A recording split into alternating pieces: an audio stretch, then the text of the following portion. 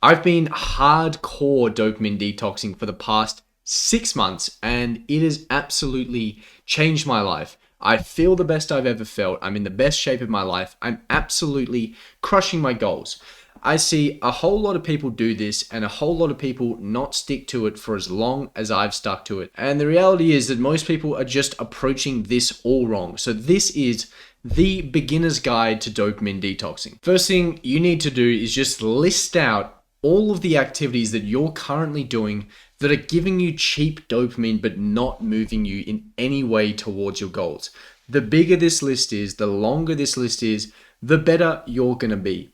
When I talk about things that are giving you cheap dopamine but not moving you towards your goals, I'm thinking about things like scrolling social media, TikTok, watching TV, playing video games, all of this stuff. A lot of it's mainly online entertainment. But what we want to do is try and create as long of a list as possible, as many things as possible that you can think of that are giving you cheap dopamine but not moving you in any way towards your goals. Really think about this list. This is a very, very important list. Once you've got that whole list written out, the next thing we want to do is you want to rank order each of these items. So we're going to rank these items based off what we want to remove first to last, okay? So number one being the thing that we want to remove first, and then however many, let's say there's 10 things, number 10 is going to be the thing that you're going to want to remove last. There's two ways that I would recommend you ranking these items. The first way is going to be the time method. So if you think about, okay, over the past week, how long have I been spending on each of these activities? And you can say, well, I know I spend about 8 to 10 hours a week playing video games. That's probably taking up the most time. That might be my number one. And then, well, I know I probably spend about 8 or 9 hours scrolling TikTok. That might be my number two, okay? Whatever it is, a good way to rank would be based off what is taking up the most time possible. Because if we do it in this order, then what's going to happen is you're going to get back time very, very quickly. The second way that you can rank order the items is doing it based on the dopamine method. Now, the way I think of this is how much dopamine is this activity giving me per second or per minute, per unit of time, essentially. How much dopamine am I getting over a small period of time? So if you look at the activities that you currently do, let's say you're scrolling a bunch of TikTok. That is producing a huge amount of dopamine over a very small period of time. If you compare that to something like watching movies, okay? Unfortunately, right now, most people can barely even pay attention to a movie because it's not stimulating enough. But the thing is, watching a movie is going to give you far less dopamine per second, per minute than something like scrolling TikTok. So the second way that you could rank order these items is based on the amount of dopamine that you receive per unit of time. So number one being what produces the most dopamine per unit of time, and number 10 being what produces the least dopamine per unit of time.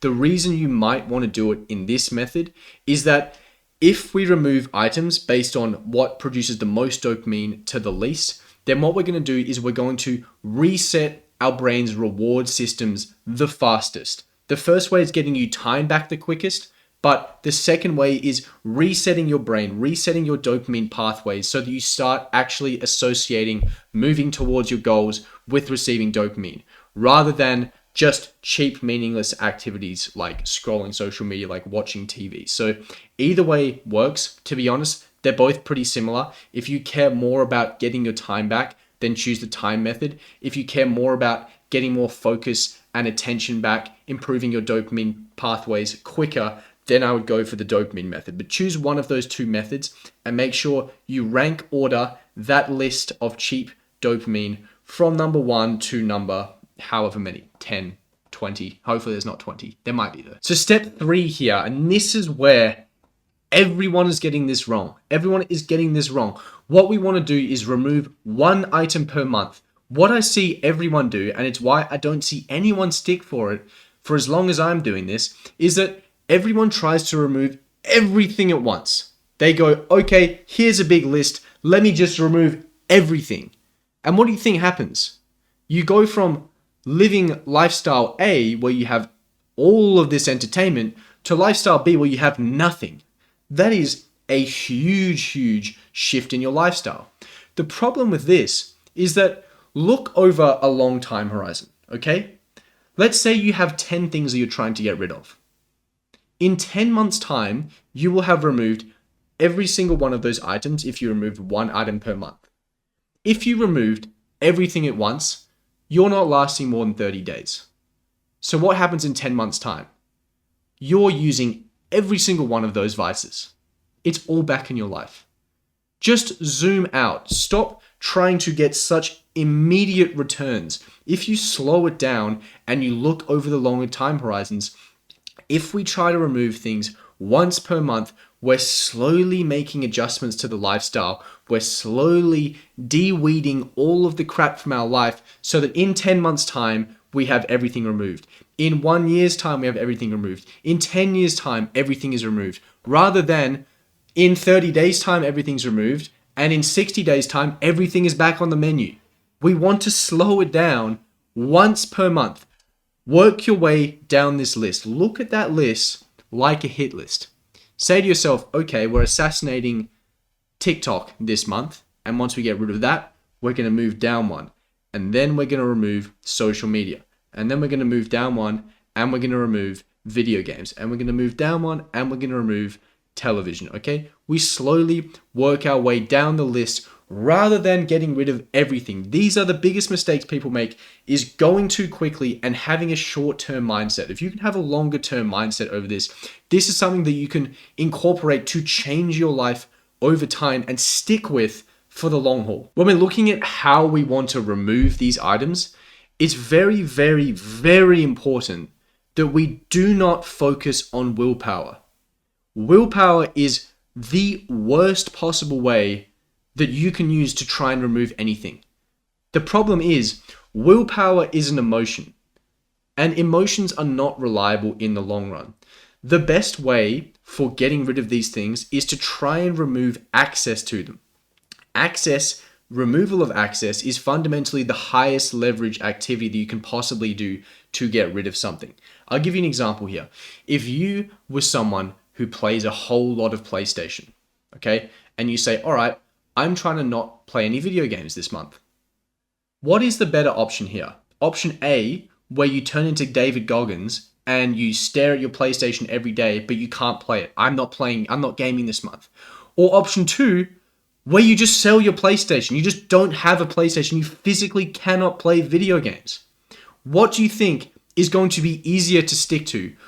One time where you sell your PlayStation and you get it out of your house, you get it out of your environment and you cannot use it, or looking at it every single day and saying, no, I'm not going to do it. Of course, it's going to be easier to just remove access. And you can do this with every single one of the items. Find a way to remove or reduce your access so it is not in your environment, so you don't even have to make a decision. It's just not there. You cannot do it. That's fundamentally going to be the best way that you can possibly do it. Now, I have an entire system laid out. I call it the fortress system, where you run through the different tiers of leverage of how you can get these things out of your life without requiring willpower. I have an entire course about dopamine detoxing, so I'll leave that in the description below if you want to check that out. But guys, this is something that people are getting wrong, but this is something, if you do right, it will change your life. It has completely changed my life. I do not see myself ever stopping doing this. It is so unbelievably powerful if you can do it properly. It's just people are not doing it properly right now. So this is the beginner's guide, or that was the beginner's guide to dopamine detoxing. If hopefully you're going to actually embark on this incredible journey and do it properly, then let me know about it. Please like the video and subscribe. And there's probably a video somewhere around here that you might be interested in. So I will see you in one of those.